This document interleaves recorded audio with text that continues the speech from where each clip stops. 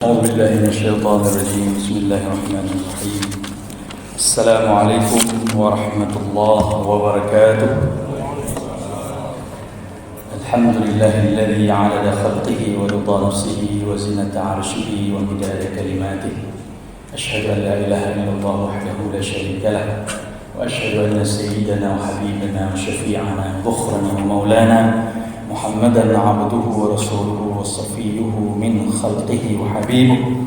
اللهم صل على سيدنا محمد وآله وسلم. أما بعد فيا عباد الله، أوصيني وإياكم جميعا بتقوى الله وطاعته فقد فاز المتقون. قال الله تعالى في القرآن الكريم: أعوذ بالله من الشيطان الرجيم. بسم الله الرحمن الرحيم. قد كانت لكم أسوة حسنة في إبراهيم والذين معه.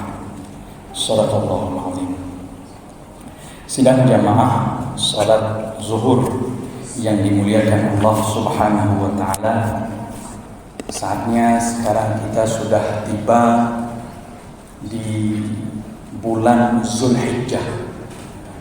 Bulan di mana kita sudah tahu bersama Allah memerintahkan kepada kita untuk melaksanakan haji bagi yang mampu, begitu juga berkorban. Tentunya tokoh monumental yang dikenal oleh kaum muslimin di hari-hari besar ini adalah sosok Nabi Ibrahim alaihissalam. Nabi Ibrahim alaihissalam itu dalam sebuah riwayat beliau hidup umurnya sampai 175 tahun. Disebutkan 69 kali dalam Al-Quran, di dalam 25 surah yang berbeda. Maka kiranya tidak mungkin kita ceritakan kisah Nabi Ibrahim alaihissalam yang tentunya perlu berjilid-jilid. Kultum ini perlu khutbah yang akan panjang.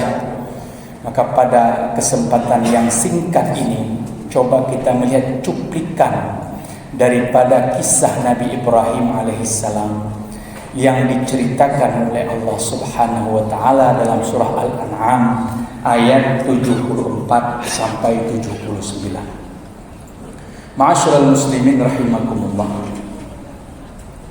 Mungkin sebagian kaum muslimin ada yang menduga atau berasumsi bahwasanya Nabi Ibrahim alaihissalam itu pada masa hidupnya pernah mencari Tuhan. Benarkah pernyataan ini?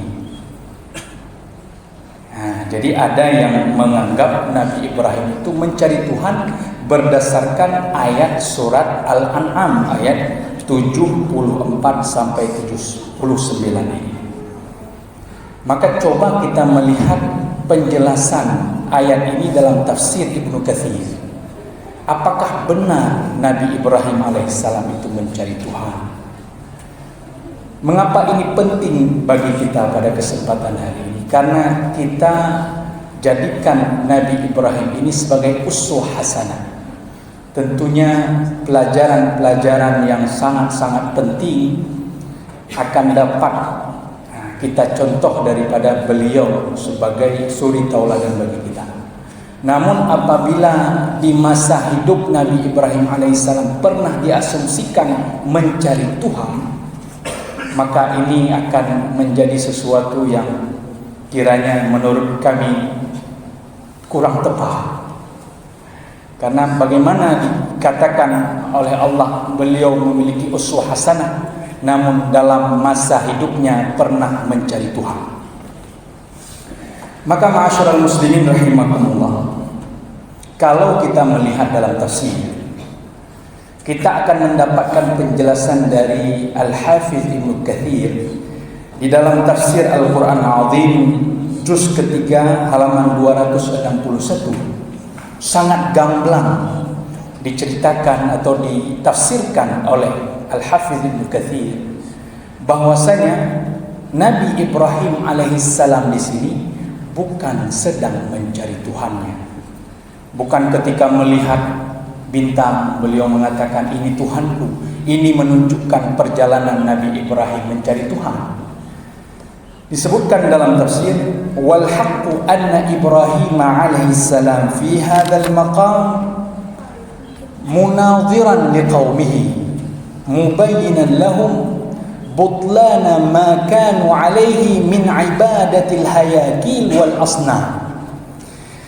Jadi di ayat ini Nabi Ibrahim itu sedang beradu argumen, sedang berdialog interaktif, sedang berdiskusi dengan kaumnya yang pada saat itu ada yang menyembah berhala yang ada di bumi, dan ada kaumnya yang menyembah benda-benda langit, yaitu planet-planet.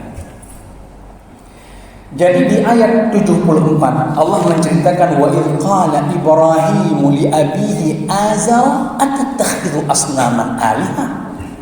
Jadi di ayat yang pertama ini Nabi Ibrahim berdialog dengan Azar. Ada yang menyatakan ayahnya, ada yang menyatakan ini adalah pamannya. Kalau kami di tafsir lebih setuju ini adalah pamannya. Jadi berdialog dengan pamannya, beradu dengan argumen dengan pamannya. Pantaskah engkau, wahai pamanku, menjadikan patung-patung itu sebagai sesembahan? Apakah layak patung-patung itu disembah padahal dia itu dibuat oleh tangan manusia? Jadi Nabi Ibrahim tidak langsung mengatakan kafir. Jadi inilah moderatnya Nabi Ibrahim dalam berdakwah. Tidak langsung mengatakan bid'ah, kafir, masuk neraka, tidak. Nabi Ibrahim alaihissalam mencontohkan bagaimana berdialog dengan orang-orang untuk diajak masuk ke dalam agama Allah. Ini di makam yang pertama, berdialog dengan mereka yang menyembah patung. Kemudian di ayat berikutnya, falamma janna alaihi al-lailu ra'a kawkaba qala hadha rabbi falamma afal qala la uhibbul afilin. Ketika datang malam hari, Nabi Ibrahim alaihissalam melihat bintang. Oh, berkilau, indah. Ini Tuhanku. Tapi ternyata bintang itu dia tenggelam, hilang. Oh, saya tidak suka yang tenggelam. Kemudian selanjutnya melihat bulan bersinar, hilang juga. Kemudian selanjutnya pada siang harinya melihat matahari, lebih besar, terangnya lebih besar, tapi ternyata juga hilang. Jadi di sini Nabi Ibrahim sedang berdialog dengan kaumnya yang menyembah benda-benda langit. Makna daripada hadza rabbi disebutkan juga oleh Syekh Muhammad Abdul Ba'is Al-Kattani dalam kitabnya Raddul Mushtabihat ila al-Muhkamat, bahwasanya hadza rabbi di sini bukanlah pernyataan.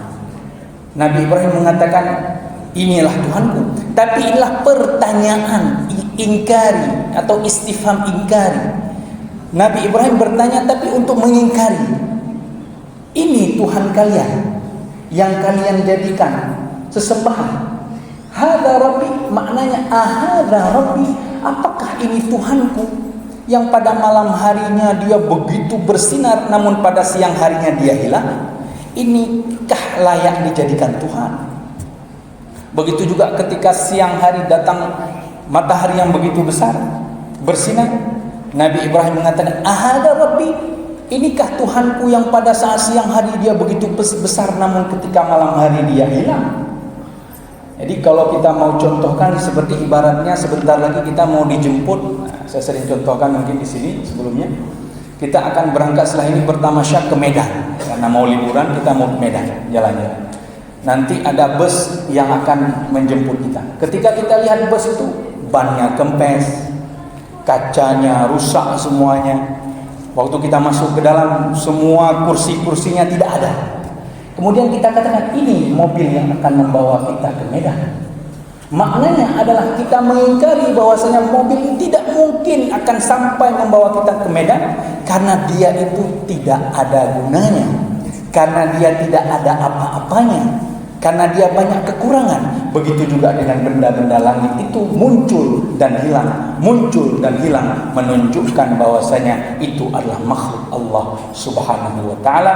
Dan di terakhir untuk menguatkan argumentasi ini, di Al-An'am ayat 83 Allah mengatakan wa tilka hujjatuna atainaha Ibrahim ala qaumihi.